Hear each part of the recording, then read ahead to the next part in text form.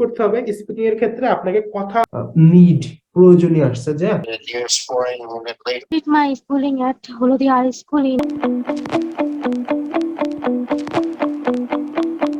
Hello, আশা করি ভালো আছেন। এন্ড আজকের ভিডিওতে আমরা আইএলটিএস স্পিকিং টেস্টটা নিয়ে একটু আলোচনা করব।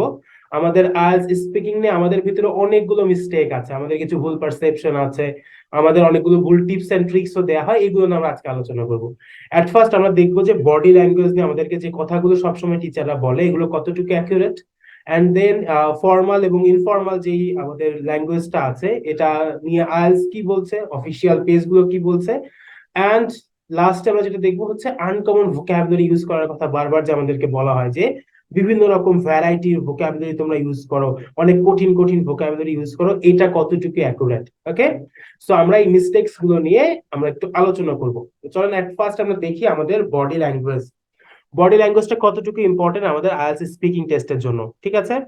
আমরা একটু চলে যাব আমাদের অফিসিয়াল যেই ব্রিটিশ কাউন্সিলের যে পেজটা আছে সেখানে আমাদের মার্কিং ক্রাইটেরিয়া যেটা দেয়া আছে আমরা একটু দেখি। দেখেন, আইএলটিএস স্পিকিং এর যে অ্যাসেসমেন্টটা করা হয় এখানে চারটা জিনিসকে গুরুত্ব দেওয়া হয়, চারটা জিনিসের উপর পয়েন্ট আউট করে আমাদের টোটাল মার্কিংটা করে। ফার্স্ট হচ্ছে fluency and coherence, then lexical resource, then grammatical range and accuracy, and 4 number হচ্ছে আমাদের প্রনাউন্সিয়েশন।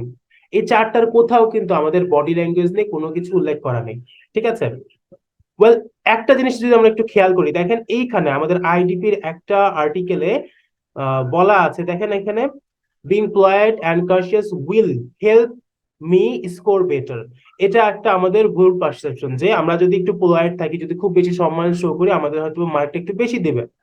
আমরা পড়ে দেখি এখানে কি বলছে, it does help the interaction move forward, যদি ইন্টারাকশনটা করতে একটু সহযোগিতা করে। However it is not part of evaluation criteria, মানে আপনার যে হচ্ছে ইভালুয়েটটা করা হবে, আপনাকে যে মার্কিংটা দেওয়া হবে এখানে কিন্তু এটার কোনো কাজই নেই, আপনার বডি ল্যাঙ্গুয়েজের জন্য আপনাকে কোনো মার্ক দেওয়া হবে না।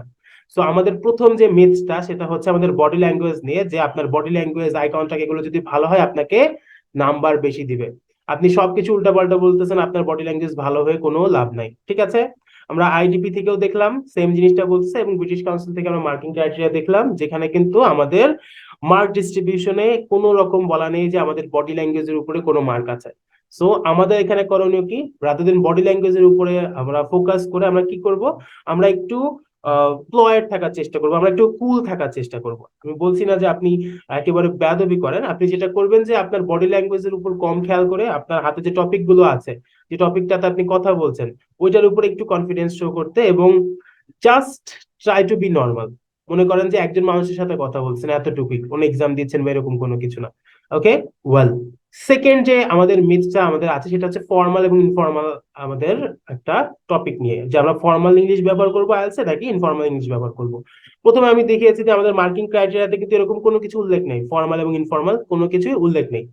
আমরা অফিসিয়াল পেজ থেকে দেখবো, আমরা জাস্ট মুখের কথা বলবো না, আমরা একটা অফিসিয়াল পেজে চলে যাই, অফিসিয়াল পেজে যে আমরা দেখে আসি যে কি বলতেছে, আসলে আমাদের অফিসিয়াল পেজ গুলো কি বলতেছে। ওয়েল, আইডিপির একটা অফিসিয়াল পেজ থেকে আমরা যেটা দেখতে পাচ্ছি সেটা হচ্ছে IELTS test your English language skill, and yes, this includes both formal and informal English. তাহলে কি হচ্ছে, ফর্মাল এবং ইনফর্মাল দুইটাই আমরা ইউজ করতে পারবো।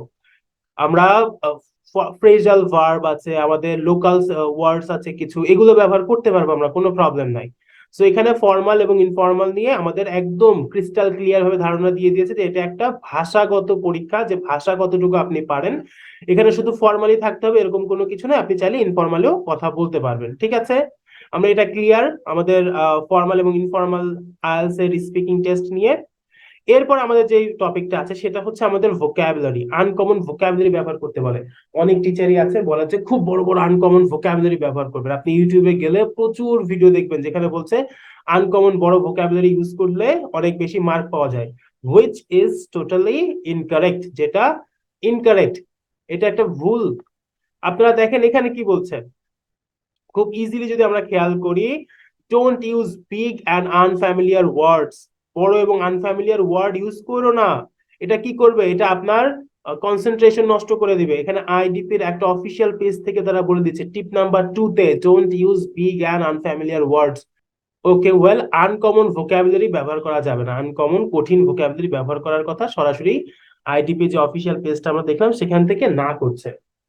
আমাদের আসলে করণীয়টা কি? আমাদের করতে হবে যে আমরা আমাদের সুইটেবল ওয়ার্ড গুলো আমরা ব্যবহার করবো। লাক্সিক্যাল রিসোর্স অর্থ হচ্ছে আপনার রিসোর্স কতটুকু, আপনি একটা অ্যাপ্রোপ্রিয়েট শব্দকে ব্যবহার করতে পারছেন কিনা। সাপোজ আপনি বাংলাদেশের একজন ক্রিকেটারকে আপনি ডিসক্রাইব করবেন, বললেন যে Sakib Al Hasan is a cute cricketer, হইলো না, কিন্তু লজিক্যাল রিসার্চটা সুন্দর হইলো না। আপনি কি বলতে পারতেন? Sakib Al Hasan is a aggressive cricketer, Virat Kohli is a aggressive cricketer. মানে ওনার ক্যারেক্টারের সাথে বা একজন ক্রিকেটারের সাথে কিন্তু অ্যাগ্রেসিভটা, তারপর হচ্ছে কুল, এই শব্দগুলো যায়, কিউটটা যায় না।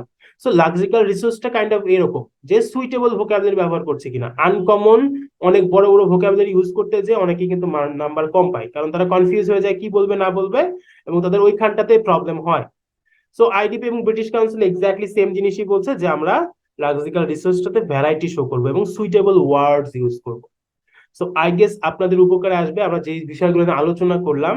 একদম সিম্পল, আমরা এই মানে বডি ল্যাঙ্গুয়েজ নিয়ে আমাদের যে চিন্তা ভাবনা, এটা নিয়ে আমরা খুব বেশি কনসার্ন হব না।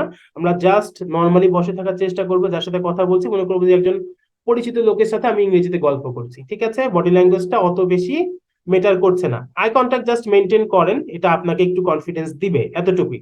দেন ফর্মাল এবং ইনফর্মালের ক্ষেত্রে দেখলাম ইট ডাজন্ট মেটার, একদমই মেটার করে না। আপনি ফর্মাল এবং ইনফর্মাল সবকিছুই ব্যবহার করতে পারবেন, ইডিএমস ব্যবহার করতে পারবেন, ফ্রেজাল ভার্বস ইউজ করতে পারবেন, কোনো প্রবলেম নাই, ঠিক আছে? এন্ড লাস্টেরটা হচ্ছে আনকমন ভোকাবুলারি নিয়ে যেটা বলছে, সরাসরি আমাদেরকে অ্যাভয়েড করতে বলেছে, আমাদের সুইটেবল ভোকাবুলারি ব্যবহার করার কথা বলছে, যে আমরা সুইটেবল ভোকাবুলারি ব্যবহার করব। তো আশা করি যখনই আপনি এরপর থেকে আজ স্পিকিং টেস্ট নিয়ে প্র্যাকটিস করবেন, আপনি এই তিনটা মিথ মাথা থেকে ঝেড়ে ফেলে সুন্দর করে প্র্যাকটিস করবেন এবং নিজের স্পিকিং অ্যাবিলিটিটাকে এনহ্যান্স করবেন। যদি ভিডিওটা উপকারে আসে অবশ্যই শেয়ার করে দিবেন, এন্ড কমেন্টে জানাবেন আপনি নতুন কি কি বিষয় সম্পর্কে জানতে চাচ্ছেন, আমরা অবশ্যই সেই টাইপসের ভিডিও আপলোড করে দিব। এবং শেষ পর্যন্ত ধৈর্য ধরে দেখার জন্য অসংখ্য ধন্যবাদ, বাই।